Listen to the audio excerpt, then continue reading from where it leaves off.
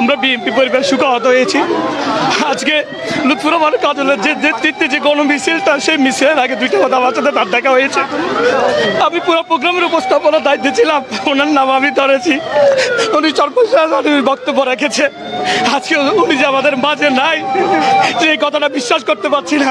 BNP আমাদের একজন অভিভাবক হারিয়েছে, তার ফ্যামিলিকে ধৈর্য ধরার জন্য আমি বলবো। আমাদের সদর উপজেলা বিএনপি সদস্য সচিব, তৃণমূলের প্রাণ, দীর্ঘদিনের আমাদের সহযোদ্ধা সৈয়দ ভাই আর নাই।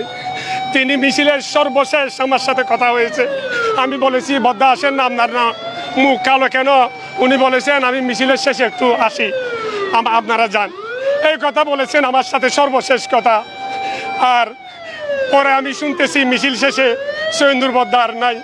আমি উনার সাথে আজকে 15টি বছর উনার কমিটির সদস্য হয়ে আমরা উনার নেতৃত্বে অনেক আন্দোলন সংগ্রাম করেছি ফেসিবাদের বিরুদ্ধে। সৈয়দ বদ্দা এমন একজন মানুষ যিনি আমার মনে হয় বাংলাদেশের কোনো মানুষের মনে আঘাত দিয়েছে এরকম কোনো নজির নাই। এরকম একজন ভদ্র মানুষ, খুব শান্তশিষ্ট মানুষ, রাগ করে কোনোদিন কথা বলতেন না। তিনি আজ আমাদের মাঝে নাই। আমরা এই সুখ কিভাবে সইব?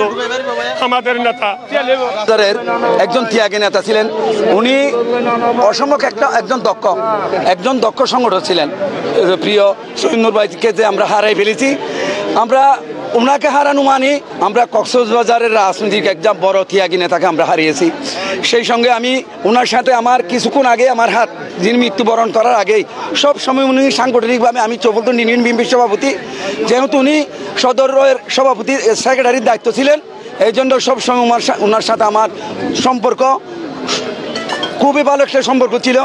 আমি কিছুক্ষণ আগেই আমার যে এখানে মিছিলে আসার আগেই সবসময় আমাকে বলছে, মোবাইলে বলছে, মোস্তফা তুমি কোথায়?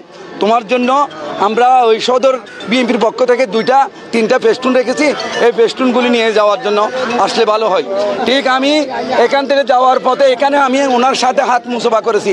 ভাই আমি ওনার কিন্তু একটু মুসাফা করার সময় একটু ওনার চেহারার দিকে একটু মলুমানিল দেখেছিলাম। ভাই আপনার কি অসুস্থ লাগছে এরকম বলেছিলাম। তাই আমি আজকে আমরা কক্সবাজার সদর উপজেলা খুবই মর্মাহত। ওনাকে হারিয়ে আমরা যেন একটা রাজনৈতিক অভিভাবককে হারিয়েছি। আজকে আমাদের রহিম হত্যার প্রতিবাদে আমরা একটা মিছিল বের করি। মিছিল পরবর্তী সে সদর উপজেলার সাধারণ সম্পাদক ছিলেন, ওনার নেতৃত্বে একটা মিছিল আসে।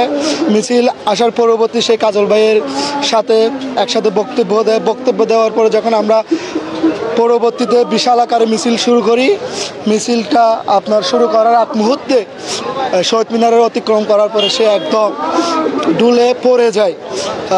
তারপর পরবর্তীতে হাসপাতালে নিয়েছে, মৃত্যুবরণ করেন। আসলে বিএনপির জন্য আমরা যে 17 বছর ফ্যাসিস্টদের আন্দোলন করেছি, সৈয়দ বদ্দার ভূমিকা ছিল অন্যতম। 30 বছর আন্দোলন সংগ্রামে সে আমার সহযোদ্ধা ছিল। স্বৈরাচারী হাসিনার বিরুদ্ধে আমার সাথে কাঁধে কাঁধ মিলিয়ে সে বিএনপি শুধু সংগ্রাম না, বিএনপিকে তৃণমূল পর্যায়ে প্রতিষ্ঠা করেছিল সৈয়দ সওদাগর, এবং তার অনেক অবদান আছে বিএনপি প্রতিষ্ঠার পিছনে। আজকে তিনি বক্তৃতা দিয়েছেন আমার সাথে। বক্তৃতা দেওয়ার পর মিছিল শুরু হওয়ার প্রাককালে ব্যানারও হাতে নিয়েছেন। এর মধ্যে তিনি তাকে আল্লাহর মেহমান হিসেবে তিনি চলে গেছেন। এটা আমার জন্য খুবই দুঃখ। আমার অপূরণীয় ক্ষতি হয়েছে এবং বিএনপিরও অপূরণীয় ক্ষতি হয়েছে। তো এই শোক, এই শূন্যতা পূরণ করার মতো।